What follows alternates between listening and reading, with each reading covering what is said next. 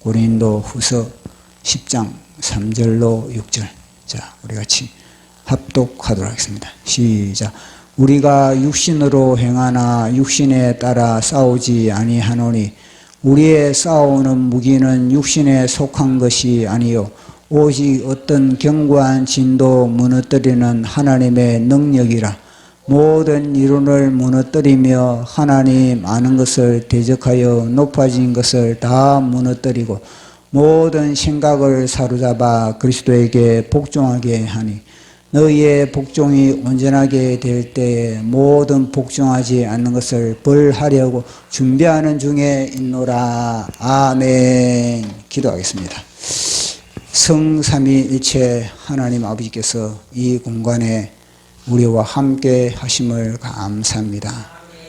예배 공간을 찾으시고 예배하는 자에게 임재하시는 주님, 오늘도 우리 각 사람의 심령을 조정하여 주시고 하나님의 말씀의 현장으로 이끌어 주시옵소서. 말씀의 현장에서 각 사람의 사정과 형편에 따라 만나 주시는 주님과 뜨거운 만남을 갖는 시간 되기를 원합니다. 주님, 2023년도 신년 이 예배 하나님 이 첫 단추를 잘 끼우면 마지막 단추까지 자동으로 잘 그렇게 끼우는 것과 마찬가지로 올 23년도 한 해가 하나님 모든 삶의 영역마다 오직 주님께 신령과 진정한 우리의 예배가 연속적으로 이어지게 하여 주시옵소서. 오늘도 이 공간에 성령의 기름 부으심이 흘러넘치게 하여 주시고 성령의 불이 타오르게 하여 주시고 말씀을 전하는 제 자신도 온전하게 성령의 불의 혀가 되게 하여 주시옵소서. 이 모든 것 감사 영광 돌리며 예수님 이름으로 기도드리옵나이다. 아멘.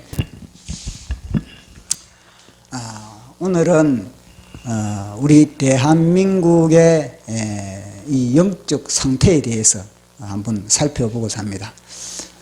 제목이 크지 않습니까? 대한민국은 지금 치열한 체제 전쟁 중이다.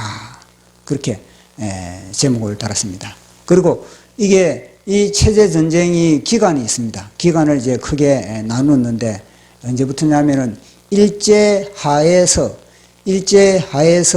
해방 전까지 그렇게 체제 전쟁을 한번 살펴보고자 합니다. 이게 얼마나 중요하냐면요. 역사 속에서 벌어진 대한민국, 내가 몸담고 있는 이 나라지 않습니까? 내가 몸담고 있는 이 대한민국의 역사 속에서 벌어지고 있는 그 치열한 전쟁, 이 전쟁의 역사를 갖다가 우리가 몸으로 그걸 갖다가 인식하고 체득하지 않으면은 우리는 삶의 현장의 삶에서의 체제 전쟁에서 우리는 백전백패할 수밖에 없습니다. 이거는요, 우리의 지금 현재의 그런 교회의 사정이 정확하게 증명해 주고 있는 겁니다. 자, 보십시오. 코로나가 왔습니다. 코로나가 왔는데 이제 문재인은 교회를 핍박을 했습니다. 교회를 핍박을 했을 때 정광훈 목사님이 심호하는 사랑제일교회는 이 핍박에 그것을 응전을 했습니다. 그러나 대부분의 교회는 이 문재인의 코로나 정책에 다 무릎을 꿇고 협조를 했습니다. 왜일까요? 왜 사랑제일교회는 응전을 했고 그리고 나머지 많은 교회들은 이 문재인 앞에 무릎을 꿇었을까요? 체제 전쟁의 실상을 몰랐기 때문에 그런 겁니다. 모든 교회마다 영적 전투, 모든 교회마다 영적 전투라는 말은 많이 합니다. 교회보다 더 많이 영적 전투에 대해서, 전쟁에 대해서 많이 이야기하는 그런 단체도 없습니다. 마치 군대처럼, 현역 군대처럼 교회는 늘 영적 전투에 대해서 이야기를 하고 영적 전투의 상대는 이 마귀라 하면서 늘 이렇게 이야기를 하고 있는데 근데 막상 실상의 현장에서는 참패를 당하고 있다는 겁니다. 그러면은 영적 전투를 실제로 했다는 겁니까? 하지 않았다는 겁니까? 영적 전투를 제대로 하지 않았다는 것, 허공을 쳤다는 겁니다. 사랑제일교회 정광훈 목사님은 정확하게 타겟을 잡고 정확한 타겟을 마귀의 머리를 찍었지만, 그러나 많은 교회는 영적 전투라는 미명하에서 다 뭐냐? 헛번치를 날렸다. 헛번치를 날렸다는 것이 코로나를 통해서 대한민국 교회에 정확하게 진단서를 받게 됐다는 겁니다. 그 차이는 왜일까요? 그것은 다름 아니라 사랑제일교회 정광훈 목사님은 이 체제전쟁, 대한민국의 체제전쟁에 대해서 역사적으로 성도들을 무장시켰던 겁니다. 그러나 많은 교회는 우리 대한민국에 몸담고 있으면서 대한민국에 벌어지고 있는 이 체제전쟁을 무시하고, 역사적으로 흘러온 체제전쟁을 무시해버리고 단순히 현재의 내 삶의 현장에 벌어지고 있는 그런 여러 가지 잡스러운 그런 문제들 있지 않습니까? 우리의 건강 문제라든지, 우리의 직장 문제라든지, 우리의 인간관계 문제라든지, 여러 가지 이런 문제, 여기에 매몰되어 있었다는 겁니다. 진짜 체제 전쟁을 분리할 대상, 진짜 요놈의 카멜레온과 같은 그런 신철기물한 이놈의 끊임없는 그런 옷을 갈아입으면서 교회를 공격하고 대한민국을 공격하는 이 그들의 전략과 전술을 무시하고, 그리고 또 관심 없이 그렇게 하다 보니까 대한민국 교회가 그런 지경의 것이 되었다는 겁니다. 우리의 상대는 끊임없이 이 마귀는 치열하게 체제 전쟁을 벌이고 있는데, 우리는 뭐냐면요, 뒷짐지고 있다는 겁니다. 팔짱 끼고 먼 산 보듯 그렇게 체제 전쟁에 대해서 전혀 관심을 갖지 않았던 것이 바로 대한민국 교회였다는 것을 우리는 이번 코로나를 통해서 정확하게 진단을 받게 됩니다. 며칠 전에 자유일보에 이 말차 라떼라는 칼럼란이 있습니다. 그 칼럼란에 이충건 박사님이 이제 국제 정치학에 대가지 않습니까? 인류 전쟁론을 통해서 박사학위를 받으셨다는데, 그 말차 라떼에 어떤 난이 있었냐면은, 국가는 전쟁을 치르기 위하여서 그렇게 구성되어 있는 조직체다. 그리고 전쟁은 나라를 위하여서, 전쟁이 뭐냐면 왜 국가가 필요하냐면요, 전쟁을 치르기 위해서 필요하다는 겁니다.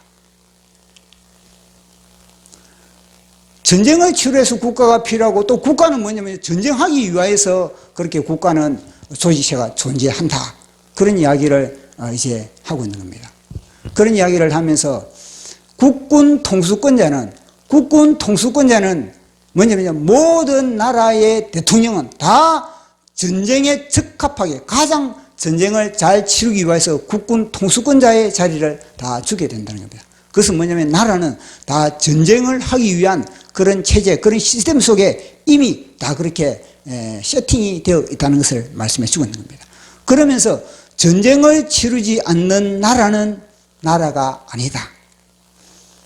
전쟁을 치를 수 없는 나라는 그 나라는 존재 가치가 없다는 그런 이야기를 그렇게 하고 있는 겁니다. 마찬가지입니다. 모든 나라는 전쟁을 치를 수 있는 그런 능력이 없으면요, 그 나라는 망할 수밖에 없는 겁니다.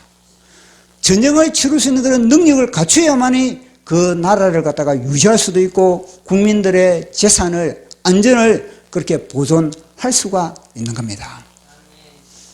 그것은 세상의 나라뿐이겠습니까? 아닌 겁니다.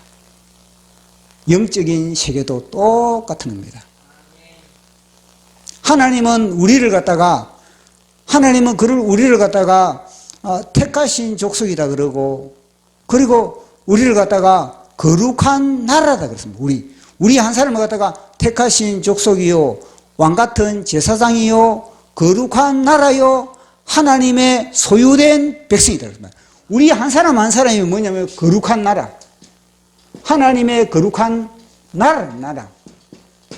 그러면은 우리 한 사람이 거룩한 나라라면은 역시 이충건 박사님의 말씀처럼 우리는요 전쟁을 치르는 그런 하나의 무기라는 겁니다. 하늘의 무기라는 겁니다. 하나님의 의의 병기가 뭐냐? 우리 각 사람 한 사람 한 사람 하나님이 우리를 부르신 목적은 뭐냐? 우리를 전쟁케 하기 위해서 이 사단의 세력과 공중권세 잡은 이 사단의 세력과 전쟁기 위하여서 우리를 갖다가 불러주셨다는 겁니다. 저 전쟁을 치렀을 때 우리는 비로소 뭐냐면요, 새 하늘과 새 땅 하나님의 나라에 우리는 주인공이 될 수가 있는 겁니다. 그래서 우리는 이 2023년도 새해를 맞이해서 우리는 이 대한민국의 체제 전쟁의 역사를 살펴보면서 그 체제 전쟁의 역사가 끝난 것이 아니구나. 지금은 더욱더 강력한 그런 전쟁이 벌어지고 있는 그런 현장에 우리는 살아가고 있다 하는 것을 우리는 인식을 해야 되는 겁니다. 그렇게 했을 때 비로소 저 사랑제일교회와 같은 어떤 정치적으로 그리고 사상적으로 여러 가지 그런 사단의 불화살을 막아내고 우리가 승리할 수 있는 그런 하나님의 의의 장군이 될 수가 있다는 것을 말씀을 하고 있는 겁니다. 그래서 성경을 보니까 끊임없이 이 성경의 역사를 보니까 끊임없이 전쟁의 역사. 하나님이 우리 믿음의 조상 아브라함을 택했지 않습니까? 아브라함을 택했는데 아브라함도 보니까 뭐냐면요, 이 전쟁을 치르는 겁니다. 전쟁을 치르기 위해서 318명이나 되는 그런 식솔들에게 전투의 능력을 갖다가 배양을 하고 있었다는 겁니다. 아브라함이 전투의 능력을 배양하지 못할 때는 아브라함은요 애굽에 가서 바로 밑에서 구심거리기도 하고 그러니까 조롱당하기도 하고 그랬는데 이 전투의 능력을 갖다가 딱 갖추니까 하나님께서 아브라함을 통해서 하나님은요 높이 들어 사용하는 것을 우리는 보게 되는 겁니다. 그래서 아브라함뿐만 아니라 보니까 이삭도 제가 이 말씀을 준비하면서 이 전쟁에 대해서 묵상을 하면서 보니까 이삭도 마찬가지입니다. 이삭도 뭐냐면요 끊임없이 우물을 통해서 하나님은요 이삭을 통해서 우물 파는 것을 통해서 전쟁을 하나님께서는 이제 훈련을 배웠던 겁니다. 끊임없이 이삭이 보십시오. 우물을 파면은 이방인이 와가지고 우물을 뺏어가고 그렇지 않습니까? 그럼 또 이삭은 또 옆에 가가지고 또 우물을 파는 겁니다. 근데 결국은요, 하나님은 그걸 통해서 뭘 말씀해 주는가? 이삭에게 전쟁할 수 있는 그런 능력이 배양될 때, 하나님의 복음의 전신갑주를 그렇게 딱 무장했을 때, 비로소 이삭은요, 도망가지 않는 겁니다. 공격. 자기 뺏겼던 우물, 자기 아버지 때 팠던 우물, 그 우물을 다시 되찾기 위해서 브엘살바로 가는 겁니다. 그곳에서 다시 우물을 갖다 되찾는 그런 일을 벌이고 있는 겁니다. 그것도 보면은, 이삭도 뭐냐면요, 하나님께서는 전쟁을 치를 수 있는 그런 능력을 배양했을 때, 비로소 이삭에게 하나님께서 하나님의 복을 갖다가 보상해 주는 것을 보게 되는 겁니다. 야곱도 마찬가지예요. 야곱은 뭐냐, 복중에서부터 전쟁을 치른 겁니다. 복중에서부터 리버가의 복중에서부터 치열하게 이거는요 전쟁을 벌인 겁니다. 장자권을 가지고 그리고 야곱과 에서는 전쟁을 치렀던 겁니다. 믿음의 우리의 선진자들은 다 전쟁을 치르고 있었다는 겁니다. 뿐만 아니라 이스라엘이라는 나라도 마찬가지입니다. 이스라엘이라는 이 나라도 끊임없는 전쟁을 치렀던 겁니다. 자, 보십시오. 이스라엘이라는 이 나라가 전쟁을 치rum에 있어서 이스라엘은 한 나라인데 보니까 바벨론이라는 옷을 입고 이스라엘을 갖다가 정복을 하는 겁니다. 그것도 시간이 지나가니까 이 바벨론이라는 또 그건 페르시아라는 옷을 입고, 또 이스라엘을 갖다가 핍박을 하게 되는 겁니다.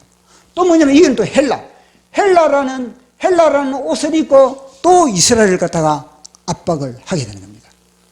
그런데 이 무엇이면 로마라는 옷을 입고 또 이스라엘과 싸움을 대치 관계를 하고 있는 겁니다. 마찬가지입니다. 이게 뭐냐면 저 그리스도의 옷을 입고 또 이스라엘을 공격. 한 나라인데, 성경에 분명히 이스라엘이라는 나라는 한 나라거든요. 이스라엘이라는 나라는 한 나라인데 이스라엘을 공격하는 제국은 각자의 옷을 입고 있다는 겁니다. 바벨론이라는 옷을 입고, 페르시아라는 옷을 입고, 헬라라는 옷을 입고, 그리고 이 로마라는 옷을 입고, 저 그리스도라는 이런 옷을 입고, 공격 대상이 어디입니까? 이스라엘과 전쟁을 치르고 있는 겁니다. 이해가 갑니까? 이걸 본 사람이 누구냐? 바로 다니엘인 겁니다. 자, 다니엘의 그림을 우리 한번 보도록 하겠습니다. 다니엘의 그림, 자, 보도록 하겠습니다. 나왔습니까? 자, 보십시오. 이것이 바로 역사 속에서 이스라엘을 갖다가, 역사 속에서 하나님이 택한 나라 이스라엘, 선택한 민족 이스라엘, 아브라함의 자손 이스라엘을 갖다가 삼키기 위해서 등장했던 나라들이 바벨론이고 바사고, 보십시오. 바사가 고레스 왕을 통해서 이스라엘 백성들을 너희들 고향으로 가라 그랬지만, 그 이후의 왕들은 뭐냐면 이스라엘 씨를 말리려고 그런 겁니다. 아말렉의 후손이 누굽니까? 아수에로 왕 때 아말렉의 후손이 누구였습니까? 하만 보십시오. 하만. 페르시아 하만은 이스라엘 모든 백성들의 씨를 말리려고 시도했던 겁니다. 이스라엘 공격. 헬라도 무엇입니까? 결국은요, 문화를 통해서 이스라엘을 갖다가 완전히 장악하는 겁니다. 로마 마찬가지입니다. 적그리스도의 나라 마찬가지입니다. 이스라엘은 한 나라를 향해서 모든 제국들은 그렇게 이스라엘을 갖다가 공격을 하고, 근데 그 배후는 뭐냐면요, 이들의 배후는 뱀이고 붉은 용이에요. 요한계시록 한번 보도록 하겠습니다. 요한계시록 12장 3절에서 4절 시작. 하늘에 또 다른 이적이 보이니 보라, 한 큰 붉은 용이 있어 머리가 7이요 뿔이 10이라. 그 여러 머리에 7 왕관이 있는데 그 꼬리가 하늘의 별 3분의 1을 끌어다가 땅에 던지더라. 용이 해산하는 여자 앞에서 그가 해산하면 그 아이를 삼키고자 하더니 아멘. 보시죠. 용은 몸은 하나인데, 몸뚱아리는 하나인데, 용이라는 몸뚱아리는 하나인데 머리가 몇 개라는가? 7개. 7개의 머리를 가지고 있다는 거예요. 그건 뭐냐면요, 시대마다 이 붉은 용 마귀는 자기의 카드를 내미는 겁니다. 마치 바벨론이라는 카드를 내밀고, 그 다음에는 페르시아라는 카드를 내밀고, 헬라라는 카드를 내밀고, 그 다음에는 로마라는 카드를 내밀고, 결국은 10불의 적그리스도의 나라라는 카드를 내밀면서 결국은 이스라엘을 공격하고 하나님의 백성을 공격하고 있다는 겁니다. 그만큼 사단은 치열한 전략과 전술을 가지고 치열하게 체제를 갖다가 전복시키기 위해서, 이스라엘을 전복시키기 위해서 그렇게 전쟁을 벌이고 있는 겁니다. 마찬가지입니다. 우리나라도 마찬가지입니다. 우리나라도. 그런데 우리는 이 체제 전쟁에 대해서는 전혀 관심을 쏟지 않고, 그래서 먹고 사는데 바빠가지고, 세상 사람들이 그럴 줄은 모르겠지만, 그러나 교회에서는 이것에 대해서 우리는요, 알고 있어야 되는 겁니다. 이것에 대해서 우리는 꿰뚫고 있어야만이 요놈의 전략, 전술을 갖다가 우리는 알 수가 있는. 보시면, 다니엘이 이 동상의 환상을 다니엘이 해석을 했지 않습니까? 동상의 환상을 해석하고, 그리고 짐승의 환상을 해석한 것은 무엇입니까? 그만큼 다니엘은 깊은 영계의 세계에 들어갔기 때문에 그것을 해석을 할 수가 있고, 그리고 다니엘에게 하나님은요 그 해석을 갖다가 풀어줄 수가 있었다는 겁니다. 그래야만 우리는요 이 신철기물한 마귀를 갖다가, 마귀의 머리를 깨뜨리고 마귀의 머리를 박살낼 수 있는 그런 지혜와 그런 전략과 그런 힘을 우리는 삶의 현장에서 그리고 발휘할 수가 있는 겁니다. 자, 그리고 이제는 이 체제 전쟁에 있어서 대한민국의 위치. 자, 그러면은 이스라엘이 끊임없이 역사 속에서 이런 체제 전쟁을 벌여왔는데, 이스라엘을 삼키기 위해서 제국들이 끊임없이 등장해가지고 이스라엘을 무너뜨리려고 했거든요. 마찬가지입니다. 그러면은 대한민국의 사명에 대해서 알아요. 대한민국. 우리가 몸담고 있는 이 대한민국에 먼저 하나님께서 왜 대한민국을 그렇게 조성하셨고, 대한민국을 통해서 하시고자 하는 하나님의 뜻이 무엇인가를 우리는 놓쳐서는 안 되는 겁니다. 이걸 만약에 놓쳐버리면은 우리는요, 내가 지금 왜 살아가지? 내가 사는 목적이 뭐지? 이거는요, 하나의 뜬구름을 잡는 것과 마찬가지다.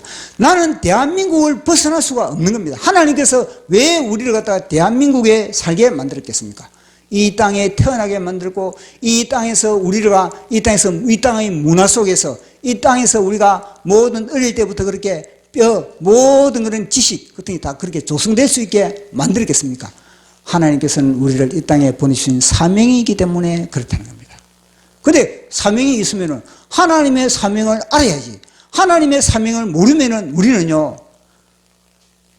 향방 없는 다른 길을 칠 수밖에 없고, 우리는 허공을 치는 펀치를 날릴 수밖에 없다는 겁니다. 자, 그러면은 대한민국의 사명은 무엇인가?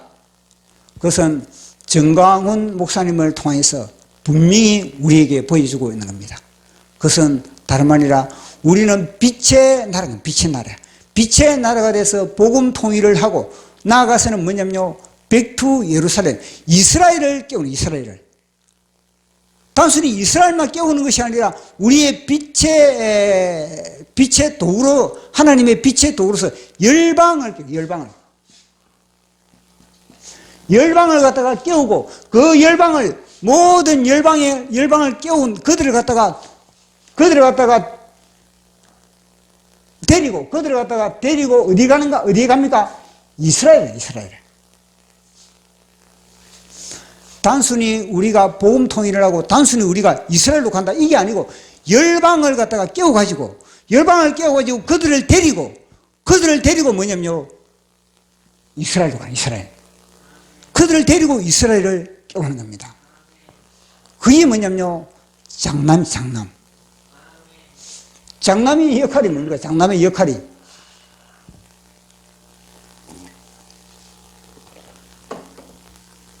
장자의 역할이 뭡니까? 장자예요. 장남은 부모의 뜻을 잘 알고 있습니다. 부모의 뜻. 먼저 받았으니까. 부모의 뜻을 미리 헤아리고, 그리고 또 세근이 들어가지고, 철이 들어가지고, 부모의 마음을 잘 캐치하고 있는 거예요. 부모의 의도를 잘 알고. 근데 이 장남이 부모의 의도와 부모의 그 모든 것을 다 알고, 어디 갑니까? 동생들에게 그걸 다 가르치는 겁니다. 그래서 동생들을 리드하는 건 누구 합니까? 장남이야, 장남이. 그 장남으로 부른 나라가 누구냐? 이스라엘. 이스라엘이 첫 번째 이스라엘이 장남으로 부름을 받은 겁니다. 근데 이 이스라엘이 장남의 역할을 제대로 했습니까? 제대로 이스라엘의 장남의 역할을 못했던 겁니다. 그래서 하나님은 마지막 또 하나의 카드를 가지고 있어요. 하나님의 호주머니, 하나님의 가슴에 이 지갑 속에는요, 또 하나의 그런 장남의 카드가 있었는데, 그건 누구냐면 바로 대한민국을 두 번째 장남으로 그렇게 얘기했던 겁니다.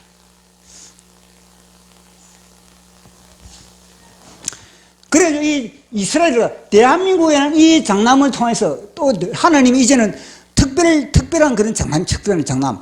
이 장남을 통해서 뭐냐면 이스라엘을 갖다가 깨우게 합니다, 이스라엘을.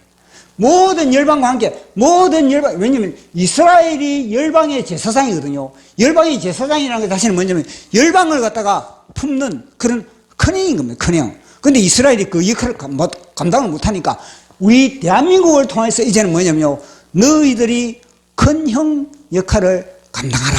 그래서 주신 사명이 대한민국인 겁니다. 그 대한민국의 사명을 갖다가 하나님의 말씀을 통해서 우리 한번 확인해 보도록 하겠습니다. 자, 로마서를 보면요, 어떤 이야기가 나오냐면요, 로마서에서 사도 바울이 성령님의 감동을 받아가지고 나무 이야기를 하는데 보니까 참 감람나무, 이스라엘은 참 감람나무고 이스라엘은 참 감람나무인데, 그리고 이방인들은 뭐냐, 전혀 쓸모가 없는 돌 감람나무. 이스라엘은 참 감람나무, 이방인은 돌 감람나무. 그러나 이 이방인은 뭐냐, 돌이지만은 감람나무라는 겁니다. 이거는 참 감람나무. 근데 이들이 뭐냐면요, 하나님의 말씀에 교만하니까 이제는 주님이 뭐냐면요, 주님이 이 가지를 갖다가 꺾었다. 가지를 주님이 딱 꺾어가지고 어떻게 했냐면요, 가지를 딱 꺾어가지고 돌감람나무 여기가 딱 접을 붙인 돌감람나무. 이게 바로 뭐냐면요, 이방인. 이게 이방인 겁니다. 돌감람나무. 그래서 이제는요, 이 참감람나무, 나무 뿌리는 이 참감람나무지 않습니까? 나무 뿌리는 이 참감람나무 이 진액을 막 빨아가지고 이 진액을 쫙 올리니까 나중에는요, 돌감람나무의 성향이 변해버린 겁니다. 이 돌감람나무가 뭐냐면요, 참감람나무로 이렇게, 이 열매가, 전에는 돌감람나무밖에 되지 않는데, 이 접부심을 받으니까 뭐냐면요, 참감람나무처럼 풍성한 그런 극상품의 열매를 맺고 있다는 겁니다. 그 이야기를 로마서를 통해서 이야기를 하고 있는 겁니다. 자, 우리 로마서 말씀 11장 17절 시작. 또한 가지 얼마가 꺾였는데 돌감람나무의 내가 그들 중에 접붙임이 되어 참감람나무 뿌리가 진액을 함께 받는 자가 되었은즉 아멘.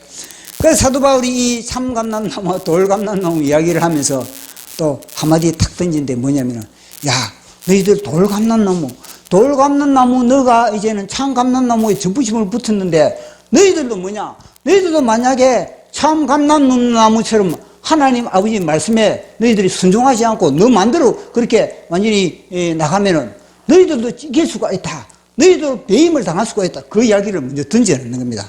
그 이야기를 한번 보도록 하겠습니다. 11장 21절에서 22절 시작.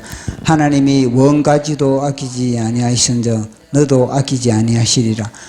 그러므로 하나님의 인자하심과 준원하심을 보라. 너희 주는 자들에게는 준엄하심이 있으나 너희가 만일 하나님의 인자하심에 머물러 있으면 그 인자가 너희에게 있으리라. 그렇지 않으면 너도 찍힌 바 되리라. 아멘. 그런 이야기를 하시면서 또 하시는 말씀이 뭐냐면요, 이 참감람나무, 얘는 돌감람나무가, 이 돌감람나무가 나중에는요, 어떻게 됐냐면요, 이스라엘을 돌감람나무가 돌감람나무로 끝나는 것이 아니라 이 돌감람나무를 참감람나무에 접붙이는 것은 다른 말이야, 이스라엘을 갖다가 참감람나무인 이스라엘을 깨우기 위한 하나님의 지혜로운 조치라, 그렇게 이야기를 하고 있는 겁니다. 자, 우리 11장 25절에서 26절 시작. 형제들아, 너희가 스스로 지혜 있다 하면서 이 신비를 너희가 내가 원치 않으는 이 신비는 이 장면에 충만한 수가 들어오기까지 이스라엘은 들으는 우둔하게 되는 것이라. 그리하여 온 이스라엘 구원을 받으리라. 기록된 바 구원자가 시온에서 오사 야곱에서 경건하지 않는 것을 돌이키겠고 아멘. 보십시오. 이 돌감람나무가 참감람나무의 접붙임을 받아가지고 그러니까 풍성한 열매를 맺어요. 풍성한 열매를 맺으니까 이 창감나무 보고 볼 때는 보더니요. 저들이 돌감나무인데 보니까 자기들보다 더 풍성하고 자기들보다 더 행복하고 자기들보다 더 잘 나가거든요. 그러니까 시기와 질투를 통해서 뭐냐면요. 그들이 뭐냐. 자기의 사명을 깨닫게 되는 자기 사명을. 왜 우리가 이 지경이 돼버렸지? 왜 저 돌감나무들이 저렇게 해서 번성하고 창대지지? 그러면서 그들이 뭐냐면, 맞아. 우리가 하나님을 던져서 그렇다. 우리가 말로만 아브라함의 자손이다 그러지만은, 진짜 우리는 아브라함의 자손의 그 모든 영역을 도둑맞았다. 잊어먹었다. 그러면 어떻게 되는가? 한 수 배우자. 어떻게 한 수 배우는가? 이방인들로부터 한 수 배우자. 그 한 수 배우는 게 뭐냐면요. 예수 그리스도. 비로소 예수 그리스도를 배우게 되는 겁니다. 이 예수 그리스도로부터 누구로부터 배우는가? 대한민국을 통해서 배운다는 겁니다. 이스라엘을 깨울 수 있는 그런 민족이 누구냐? 대한민국이란 대한민국. 우리의 부르심이 누굽니까? 대한민국을 우리를 통해서 뭐냐면 이스라엘을 깨우기 위해서 우리를 불러 주셨다는 것을 말씀을 하고 있는 겁니다. 이것이 로마서를 통해서 우리에게 말씀해 주고 있는 겁니다. 자, 그러면 로마서만 이런 이야기를 하고 있습니까? 교회론이라는 에베소서를 통해서 동일한 이야기를 하고 있는 겁니다. 에베소서에 대한 이야기는요, 아주 특이합니다. 보통 우리가 십자가 이야기를 하지 않습니까? 십자가 이야기를 하면 이거는 우리의 죄 문제, 우리의 저주 문제, 그럼 사단을 갖다가 박살내는 문제, 십자가는 우리의 인생의 승리 문제, 이걸 우리가 십자가를 보면서 우리는 생각하지 않습니까? 그런데 이 교회론을 따지고 있는 에베소서를 딱 보면요, 이 사도 바울이 어떤 경지까지 들어가냐면요, 이 십자가 이야기를 하면서 뭐냐면요, 이방인과 저 십자가는 단순히 우리의 죄 문제, 우리의 저주 문제, 우리의 지옥의 문제, 사단의 문제, 이 문제가 아니라 어떤 문제로 해석을 했냐면요, 이방인과 그리고 이스라엘, 이방인과 이스라엘을 갖다가, 이것이 처음에는 이 원수관계인데, 이 원수관계인데, 철천지 이 원수관계인데, 나중에는 뭐냐면요, 한 몸으로 만들어버린다는 겁니다. 한 몸으로 만드는 이 뭐냐면, 십자가를 통해서, 이 십자가를 통해서, 하나님이 십자가를 통해서 율법을 갖다가 못 박아버렸다, 율법을 못 박아버렸으니까, 이스라엘이 율법을 따졌는데, 이 사람들은요, 율법에 완전히 노예가 되어 있는 사람들입니다. 그런데 이 율법에 노예가 되어 있는 이 이스라엘 백성들을 향해서 에베소서의 사도 바울은 뭐냐, 율법 그거 이미 십자가에 못 박혔다. 십자가에 처리해버렸다. 그러면서 뭐냐면요, 이방인과 이스라엘은 이제는 한 몸이라는 거예요. 새 사람이에요, 새 사람. 이방인으로서만 하나님이 원하는 것은 이방인으로서만 완성된 것도 아니고 이스라엘에서만 완성되는 것이 아니고 이방인과 이스라엘이 플러스 돼가지고 이것이 비로소 뭐냐면 한 새 사람이에요. 한 새 사람. 한 새 사람이 되기 위해서 그래 주님은 십자가를 짊으셨다는 겁니다. 이방인과 이스라엘이 화목해 하기 위해서. 또 뿐만 아니라 이방인과 이스라엘 백성들이 화목할 뿐만 아니라 하나님과 화목하기 위해서. 바울이 그 이야기를 하고 있는 겁니다. 자, 확인해 보도록 하겠습니다. 에베소서 2장 13절에서 16절 시작. 이제는 전에 멀리 있던 너희가 그리스도 예수 안에서 그리스도의 둘로 하나를 만들어 맡긴 것을 자기 담으로 육체를 법 조문으로 된 계명의 율법을 폐하셨으니 이는 이 둘로 자기 안에서 저 화평하게 하시고 또 십자가로 이 둘을 한 몸으로 하나님과 화목하게 하려 하심이라. 원수된 것을 십자가로 소멸하시고. 아멘. 보십시오, 얼마나 깊습니까? 전 세계를 갖다가 하나님의 시각으로 바라보고 있는데 이스라엘과 이방인을 화목하기 위해서 주님은 십자가를 짊으셨다. 뿐만 아니라 이스라엘과 이방인이 화목할 뿐만 아니라 하나님과 이스라엘과 이방인과 하나가 돼서 화평을 이루기 위해서 십자가를 짊으시다. 이런 이야기를 어디서 들어볼 수 있습니까? 에베소서 교회니까 이 이야기를 하고 있는 겁니다. 그래가지고 뭐냐면요, 이런 가운데서 사도 바울이 하는 건 뭐냐면, 예수님이 뭐냐면요, 예수님이 집에, 하나의 그런 집이 기둥이다면 이게는 모퉁이죠. 예수님이 모퉁이 돌이고, 서쪽으로 이 집을 그렇지 않습니까? 모퉁이 돌이고, 그 다음에는 또 좌우로 이제 벽을 씌우면서 집을 짓지 않습니까? 그러니까 이스라엘, 이쪽은 뭐냐, 이방인, 중간에 모퉁이 돌 대신에 예수님이 딱 중심을 잡고 있다는 겁니다. 그것을 에베소서에서 이야기를 하고 있는 겁니다. 자, 우리 에베소서 2장 20절 시작. 너희는 사도들과 선지자들의 터 위에 세우심을 입은 자라. 그리스도 예수께서 친히 모퉁이 돌이 되셨느니라. 아멘. 이 모퉁이 돌은 우리 이방인을 위한 모퉁이 돌뿐만 아니라 또 이스라엘을 위한 모퉁이 돌이 되는 겁니다. 그 이야기. 그러니까 이스라엘과 우리가 하나가 뭐냐면요, 비로소 완성품이 되는 그 이야기를 하고 있는 겁니다. 자, 그러면은 이 이스라엘을 갖다가 이스라엘의 예수 이 모퉁이 돌에 붙이는 그런 민족이 누구겠습니까? 대한민국이라는 겁니다. 이 대한민국을 본 사람이 누구냐? 바로 많은 그런 우리 믿음의 선진자들도 있지만 뭐냐면 최근에 들어서는 정광훈. 그래서 끊임없이 백투 예루살렘이에요. 백투 예루살렘. 그 백투 예루살렘을 우리 민족에 주신 사명이거든요. 그 백투 예루살렘 사명을 다름 아니라 뭐냐면요, 이 이스라엘 백성들을 갖다가 예수 그리스도의 모퉁이 돌, 이 모퉁이 돌 그들 모릅니다. 아직까지도 예수 그리스도를 갖다가 저주받은 자다, 그렇게 알고 있는데, 이 사람아, 예수 그리스도는 모퉁이 돌이야. 그걸 이야기할 수 있는 사람은 누구겠습니까? 정광훈 목사님의 신학, 정광훈 목사님의 설교, 정광훈 목사님의 모든 그런 신학을 장착되어 있는 대한민국만이 할 수 있는 겁니다. 전 세계 교회가 다 쓰러졌습니다. 한국도 코로나를 통해서 많은 교회가 다 무릎을 꿇은 겁니다. 공산주의 사상 앞에. 그러나 오직 정광훈 목사님만이 싸워서 이긴 겁니다. 그렇기 때문에 전 세계적으로 하나님께서 전 세계의 시선을 딱 볼 때는요, 정광훈 목사님만이 이 모퉁이 돌 되는 예수 그리스도를 갖다가 이스라엘에 소개하고 이스라엘을 갖다가 깨우는 그런 인물로 지명하고 있다는 거예요. 여기에 반박할 사람 누구겠습니까? 누가 이 지금 설교에 반박하겠습니까? 반박할 수가 없는 겁니다. 그래서 이것이 뭐냐면, 우리가 주님이 모퉁이 돌 되는 거, 이 이스라엘 백성들과 이방인, 그리고 이게 뭐냐, 하나의 그런 새 예루살렘으로 하나의 지어져 간다 그래요. 지어져. 자, 요한계시록을 보도록 하겠습니다.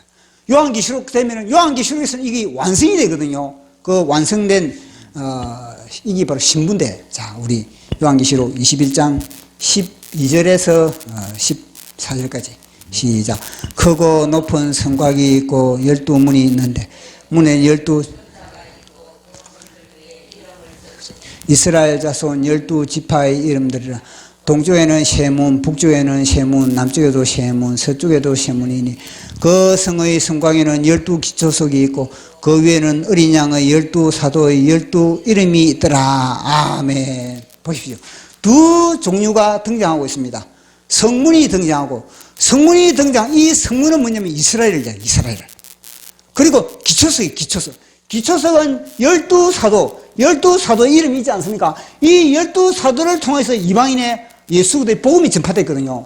그럼 이방인 12사도를 통해서 이방인의 구원을 이야기해 주고 있는 겁니다. 그러니까 이방인과 이스라엘 백성들이 하나가 되어서 뭐냐면요, 예수님의 비로소 뭐냐면 신부가 돼요. 신부가.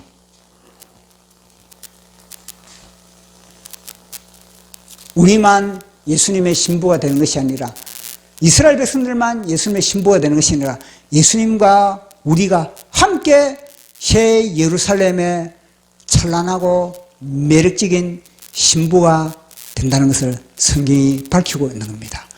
이 신부를 갖다가 소개하는, 우리가 이 신부,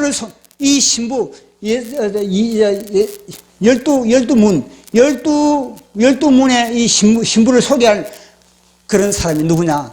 그런 나라가 누구 어디냐? 대한민국밖에 없는 겁니다.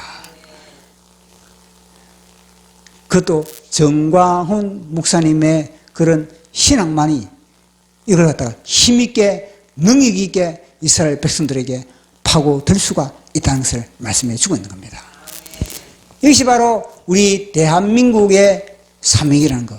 이건 우리는요 뼛속 깊이 우리는 이걸 새기고 있어야 되는 겁니다. 자, 그러면은 대한민국의 이런 사명, 이 엄청난 사명, 이걸 갖다가 우리만 알까요? 아닌 겁니다. 요놈이 더 잘 알고 있다. 요놈이 더 잘 알고 있다. 마귀가 더 잘 알고 있다는 겁니다.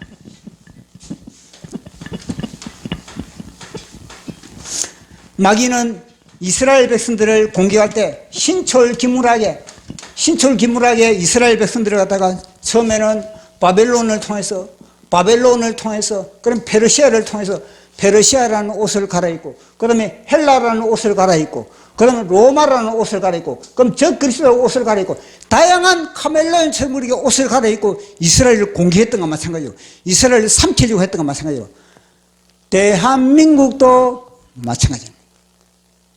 그걸 우리는 알아야 됩니다. 대한민국을 삼키려고 하는 세력, 이 배후의 이 세력, 이것은 뭐냐면요, 바로 공산주의.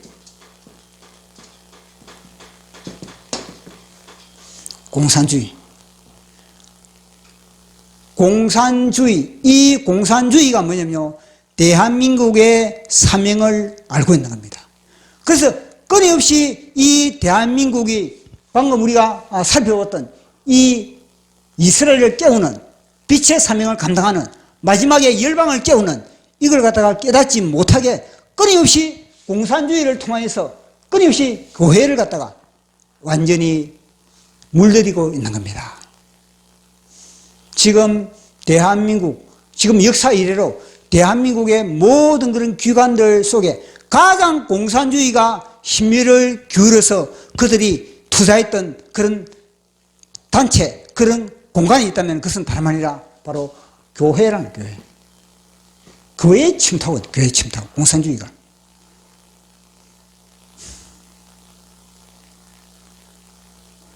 그래서 이희천 교수님, 자유마을의 총재 되시는 이희천 교수님은 이 대한민국의 자유민주주의와 대한민국의 자유민주주의와 그리고 또 공산주의, 이 공산주의의 치열한 체제전쟁의 역사는 100년.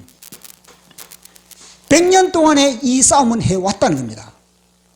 그러니까 100년 동안에 이 싸움을 해왔으니 이 공산주의는 100년 동안의 노하우를 가지고, 공산주의는.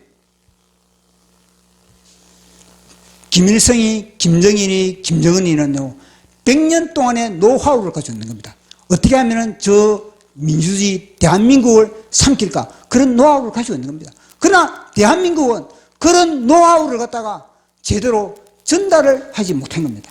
이놈과 싸우는, 공산주의와 싸우는 마귀의 세력과 대한민국을 삼키려는 이 세력과 싸움의 노하우가 전수되지 못했던 겁니다.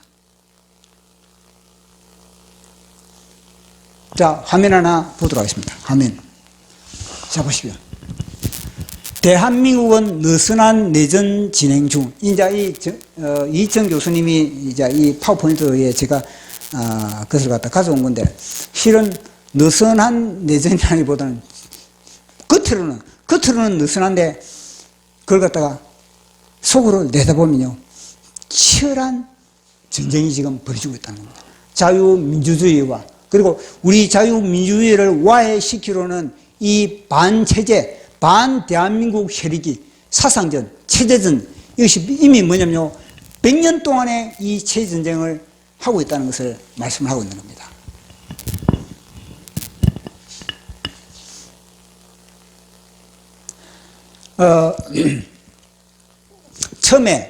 처음에 이 대한민국을 갖다가, 대한민국을 삼키려 한 이 공산주의 세력이 1917년에 소련에서 이제 혁명이 일어난 겁니다. 공산주의 혁명이 있어서 레닌이 성공을 한 겁니다.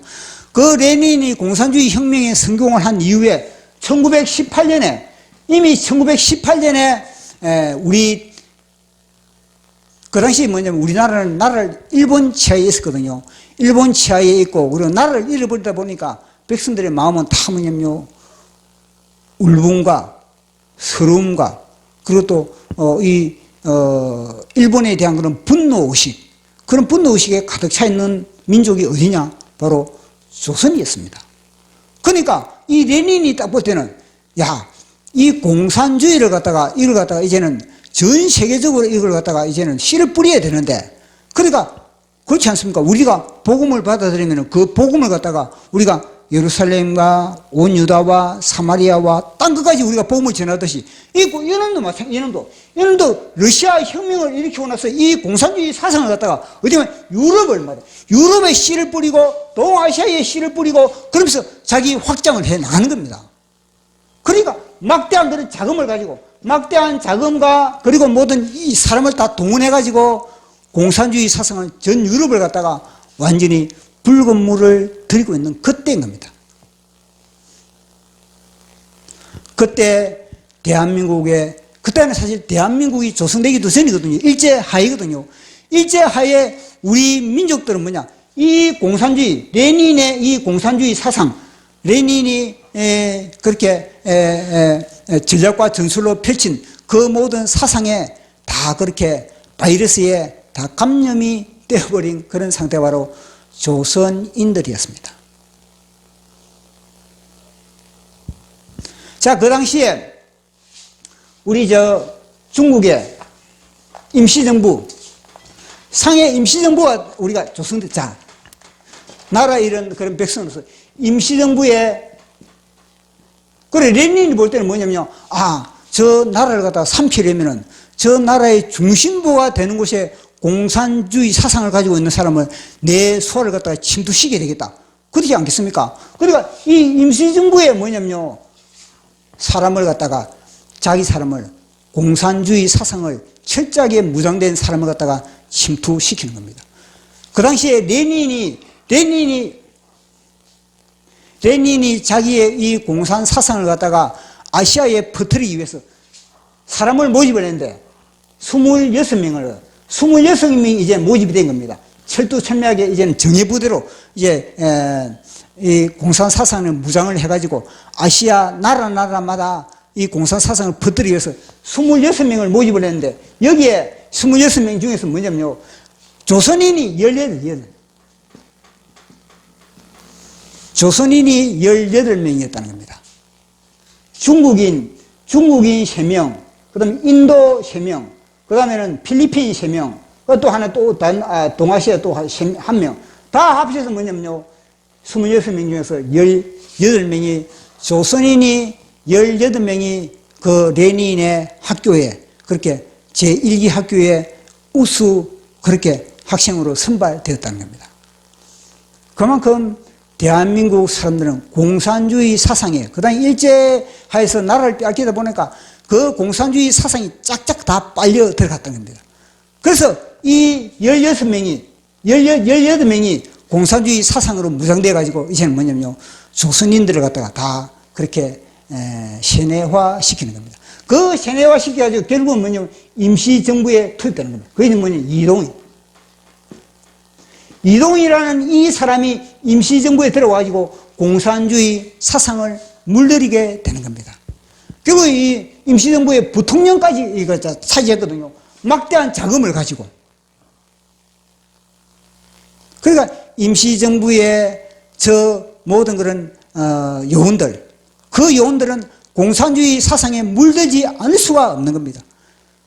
그런데 이 임시정부의 이 공산주의 이 모든 그런 붉은 물을 갖다가 그걸 갖다 차단한 사람이 누구냐면 바로 이승만입니다.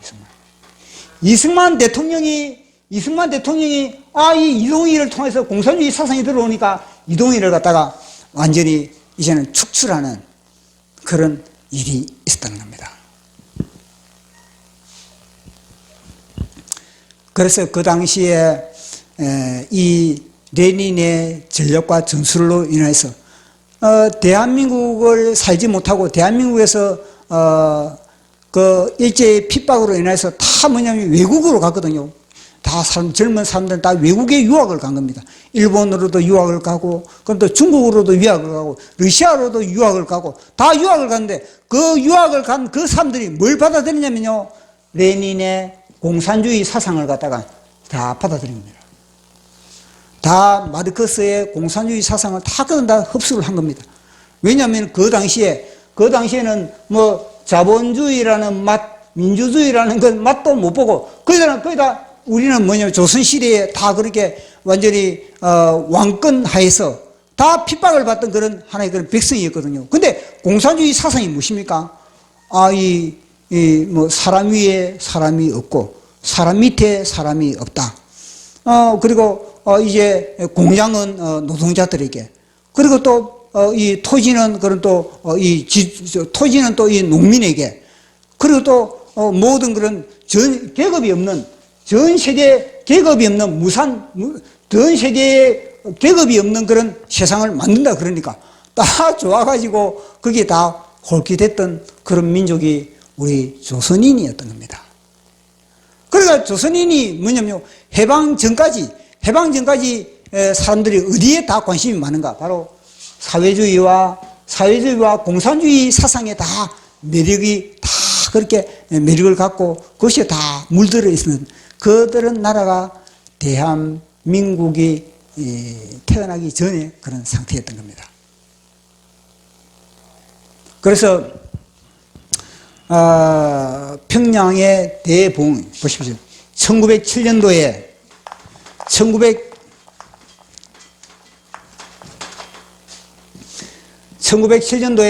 평양에 대붕이 있었습니다. 1907년도에 대붕으로 인해서 평양이 이제는 동방의 예루살렘이라는 그런 칭호를 받을 정도로 그렇게 하나님의 말씀이 흥한 그런 지역이 평양이었습니다. 그런데 그 평양에 이 공산주의 사상이 들어오니까, 어디 갔습니까? 평양이 공산주의 사상에, 그렇게 동방의 예루살렘이라고 칭호를 했던 그 평양의 공산주의 사상에 물이 들어버린 겁니다. 그래서 이 공산주의 사상에 물든 평양의 교회를 바라보면서 우리 기선주 목사님은 장대인 교회를 갖다가 세운 그런 목사님이지 않습니까? 이 기선주 목사님이 공산주의 사상의 위험을 깨닫고 외치는 겁니다. 공산주의는 위험하다. 안 된다. 교회에서는 공산주의를 배치해야 된다. 그렇게 목을 놓아서 그렇게 외쳤는데 그 당시에 사람들이 어땠습니까? 젊은 사람들이 다 공산주의 사상에 물들어가지고 기선주 목사님을 통해서 뭐냐면요. 와, 저 사람은 완전히 저거는 요즘 말하듯이 뭐라 그럽니까? 요즘 나이 든 사람, 거구. 그 다음에 또 나이 든 사람을 뭐라 그럽니까? 또, 단어가 생각이 안 나네.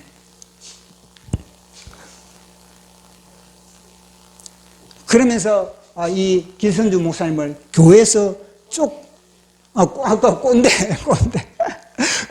기선주 목사님을 거구, 꼰대라는 그런 프레임으로 교회에서 완전히 왕따를 시키는 겁니다.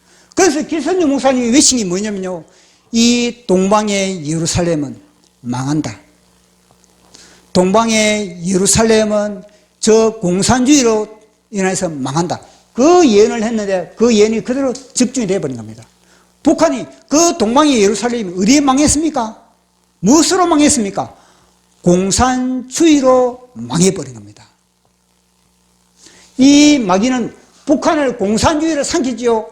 나아가서 뭐냐? 남한도 공산주의로 삼키려고 지금까지 그렇게 힘쓰고 애쓰고 있는 세력이 바로 공산주의라는 겁니다.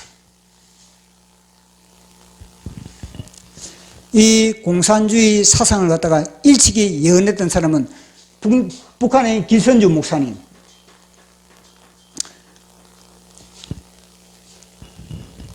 보시오. 늘 정광훈 목사님이 그러지 않습니까? 김익두 목사님이 얼마나 능력이 많습니까? 불의 종이라 그러는데 그 김익두 목사님이 김일성이와 손을 잡고 김일성이를 선전했다 그러지 않습니까? 초창기에. 그 정도로 저 북한의 많은 그런 목회자들과 성도들은 이 공산주의 사상에 다 물이 들어버린 겁니다.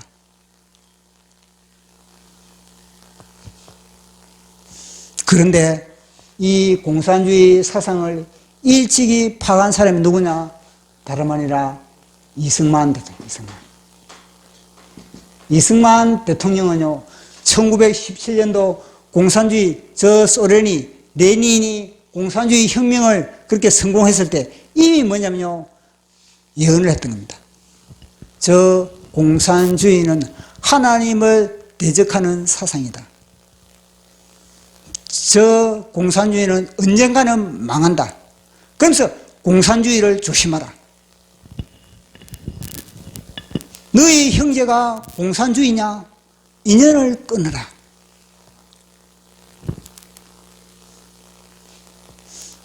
자녀가 공산주의냐? 호적을 파내라. 그럴 정도로 공산주의의 위험에 대해서 누구보다도 뼈저리게 아는 사람이 누구냐? 이승만 대통령이었습니다.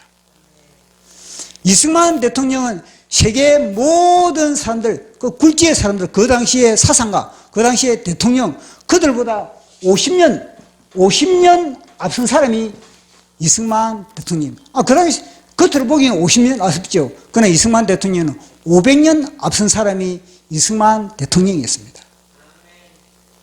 보십시오.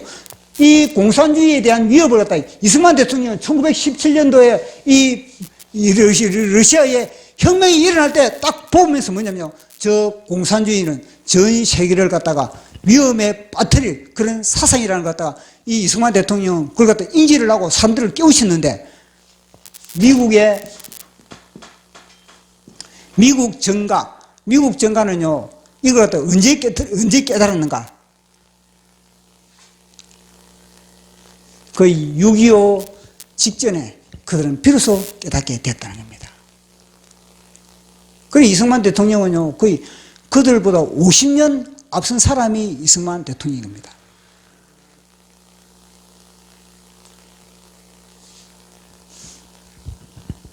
그래서 이승만 대통령은 이 공산주의의 위협을 알리고, 또 뿐만 아니라 이승만 대통령은 뭐냐면요,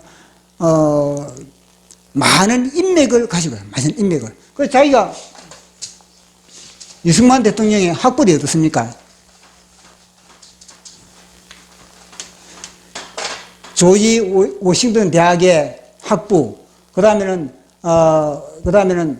하버드 대학, 워싱턴 대학, 그 다음에 또, 프린스턴 대학 박사기, 이런 학벌을 가지고 있는 사람이 이승만 대통령이거든요. 그 이승만 대통령이 이런 학벌뿐만 아니라 이승만 대통령이 미리 뭐냐면 일본을 갖다가, 재팬 인사이드 아웃, 이 책을 갖다가 그 당시에 쓴 겁니다. 그러면서 언젠가는 저 일본이 미국을 칠 것이다. 언젠가는 저 일본이 미국을 칠 것인데, 미국의 정가는 저 일본의 공격을 준비해야 된다. 만약에 준비하지 않으면 미국의 많은 젊은이들이 피를 흘릴 것이다. 그걸 갖다가 끊임없이 이승만 대통령은 외치던 겁니다. 그러나 그 당시에 미국은요, 일본과 가장 가까이 일본과 동맹을 맺고 있는 그런 상태이거든요. 근데 이승만 대통령에서 끊임없이 저거는 미쳤다. 자기 나라 독립을 위해서 저거 정신없는 노인네다. 그렇게 매도를 한 겁니다. 그런데 이승만 대통령이 인사이드 아웃, 재팬 인사이드 아웃이라는 이 책을 통해서 끊임없이 그렇게 외쳤음에도 불구하고 미국에서는요, 길을 닫고 있었던 겁니다. 그런데 막상 어땠습니까? 진주만 공격을 통해서 미국이 완전히 초토화 되는 겁니다. 그러면서 비로소 그들은요, 이승만 대통령이 외쳤던 일본의 그 공국주의를 조심하라는 이 이승만 대통령 외침에 귀를 기울이게 된 겁니다. 귀를 기울이면서 이승만 대통령이 지은 책, 재팬 인사이드 아웃이라는 이 책을 갖다가 정부에서 아니지만 돈을 갖다가 투자를 해가지고 다 그렇게 모든 지식인들을 사보게 만드는 겁니다. 그 계기를 통해서 이승만 대통령이 군인들, 장군들, 그리고 정치계, 그다음에 재계, 모든 사람들이 이승만 대통령 우르르 보게 되는 겁니다. 거기서부터 이승만 대통령은 인맥을 구축해야 돼요. 이 이승만 대통령의 인맥의 구축이 뭐냐면요, 대한민국을 탄생하게 만들고 대한민국을 지키게 만드는 겁니다. 그만큼 이승만 대통령을 통해서 하나님은 우리 대한민국을 건지기 위해서, 우리 대한민국을 조성하기 위해서 그렇게 주님은 엄청난 투자를 하고 있다는 것을 말씀해 주고 있는 겁니다. 또 하나의 그림이 있습니까? 홍범도, 이 홍범도 사진이거든요. 홍범도가 이게 뭐냐면요, 공산주의입니다. 공산주의. 이 공산주의를 갖다가 우리나라에서는 어디겠습니까? 훈장을 주고 있는, 훈장을. 그 당시에 독립운동을 한 사람들 거의 다 뭐냐, 공산주의 사상에 다 물들어 있는 사람들입니다. 또 사진 하나 보도록 하겠습니다. 자, 보십시오. 이 사진 우리 자주 보지 않습니까? 이 사진 하나 뭐냐면요, 이승만 대통령의 업적을 말해주고 있는 겁니다. 한 사람 이승만 대통령을 통해서 이 공산화가 아시아에도 전 아시아에도 공산화 되어버리고 유럽도 다 공산화 되어버리는데, 한 사람 이승만 대통령을 통해서 이 공산화가 차단이 됐다는 것을 말씀해 주고 있는 겁니다. 그만큼 이승만 대통령의 위대함을 이 사진 하나를 통해서, 단순히 이 사진 하나를 통해서 야, 참 대한민국이 기가 막히네, 이 정도 아니고, 저걸 딱 보면서 뭐냐면요, 이승만 대통령이 대한민국을 갖다가 지킨 인물이라는 것을 말씀을 하고 있는 겁니다.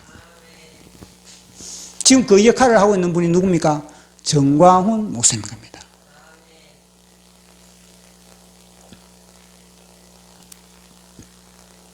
자, 그러면서 오늘 이 본문의 이야기는요, 사실은, 자, 오늘 우리 본문의 이야기는 우리가 육체에 있지만은, 그러나 우리가 싸우는 것은 육체대로 싸우지 않는다 그래서. 우리의 싸움은 강력한 하나님의 능력이다 그러거든요. 자, 말씀으로 보도록 하겠습니다.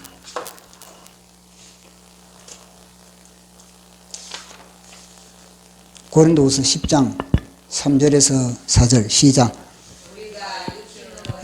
육신에 싸우지 아니하노니 우리의 싸우는 무기는 육신에 속한 것이 아니요 어떤 견고한 진도 무너뜨리는 하나님의 능력이라. 아멘.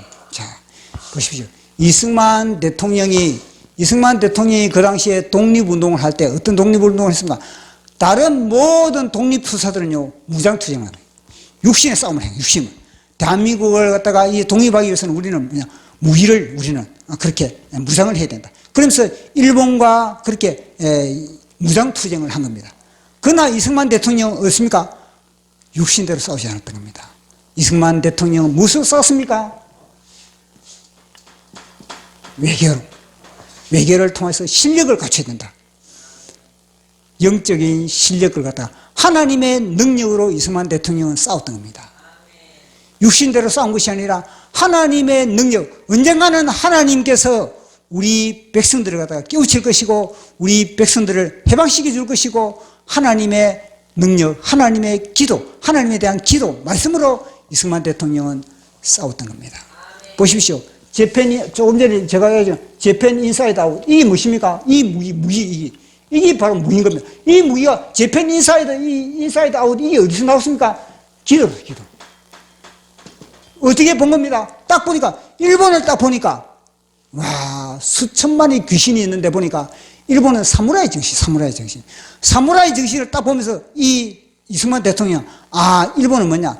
전쟁의 귀신이구나. 전쟁의 귀신이 일본을 장악하고 있는구나. 그걸 딱 깨달은 겁니다. 그래서 그걸 갖다가 깨닫고 나서는 이 이승만 대통령이 뭐냐면요, 이 재팬 인사이드 아웃에서 분명히 일본은 미국을 칠 것이다. 저 전쟁 귀신이 들었으니까.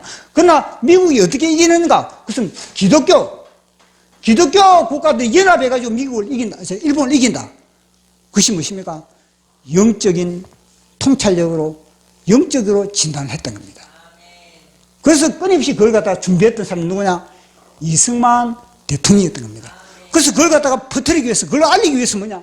재팬 인사이드 아웃을 이 책을 쓴 겁니다. 이 베스트셀러, 2차 대전 때 베스트셀러가 됐다니까, 책이. 자, 그 다음에는 벌써 차원이 다른 겁니다. 벌써. 자, 10장 5절 시작. 모든 이론을 무너뜨리며 하나님 아는 것을 대적하여 높아진 것을 다 무너뜨리고 모든 생각을 사로잡아 그리스도에게 복종케 하니 아멘. 이 하나님의 능력은 뭐냐면 모든 이론을 공산주의 사상을 무너뜨리고 파괴하고 모든 것이요. 그런데 뭐냐면 그 당시에 사람들은 다 이 공산주의를 통해서 모든 그 당시에 루즈벨트니 뭐 막 남들 그런 유명한 사상가들은 다 뭐냐면요. 합작. 우리 지금 말하면 협치. 공산주의와 합작을 하는 겁니다. 합작. 공산주의와 민주주의가 사회주의와 합작을 해가지고 그것을 좋은 의견을 가지고 나라를 세우라 이거거든요. 그런데 이승만 대통령은 절대 공산주의와 합작할 수 없다. 공산주의는 쳐부숴야 할 대상이지 뽑아버려야 할 대상이지 깨트려야 할 대상이지 저 공산주의는 합작할 수는 없다. 합작하면 우리가 당한다. 이게 바로 오직 이승만 대통령 혼자만이 그렇게 이걸 갖다가 내세운 겁니다. 그러니까 이승만 대통령에서 골통 보수 그러면서 손가락질을 한 겁니다. 그 당시에 미국도 뭐냐면요. 다 미국도 그 당시 2차 대전 이후에 다 뭐냐면 그 독립한 그런 나라들을 향해서 다 좌우에 합작하는 합작. 그러나 좌우에 합작한 그 모든 그런 아시아, 그리고 유럽의 모든 나라들마다 다 뭐냐면요. 공산주의와 사회주의와 민주주의가 합작한 그 나라들마다 다 공산주의화가 되어버린 겁니다. 다 공산당들은요, 민주주의 세력들과 합작을 했지 않습니까? 그러면 어느 시에 뭐냐면요, 제거를 해요, 제거를 다. 북한도 마찬가지거든요. 다 좌우 합작을 해가지고 뭐냐면요, 다 민주주의 세력을 다 암암리에 다 제거를 해버리고, 암암리에 다 그런 모든 것들을 다 없애버리고, 결국은요, 공산주의 자기들만 남게 되는 겁니다. 근데 이걸 갖다 이미 어떻게 하냐, 이승만 대통령 이미 그들의 전략과 전술을 다 알고 있었다는 겁니다. 공산주의는 파괴해야 될 대상이다. 무너뜨려야 할 대상이다. 그런데 윤석열 대통령이 딱 대통령이 되니까 모든 언론에서 뭐랬습니까? 협치하라, 협치, 개새끼들. 여기 내 입에서 여기 나오는데 협치하라, 협치. 문재인과 협치하는 겁니다. 민주당과 협치하라, 협치. 말이 되는 겁니까? 민주당과 깨부숴야 되는 민주당인데 협치를 하면 어떻게 되겠습니까? 밥이 되지. 그 민주당이 배우는 문제 김정은인데.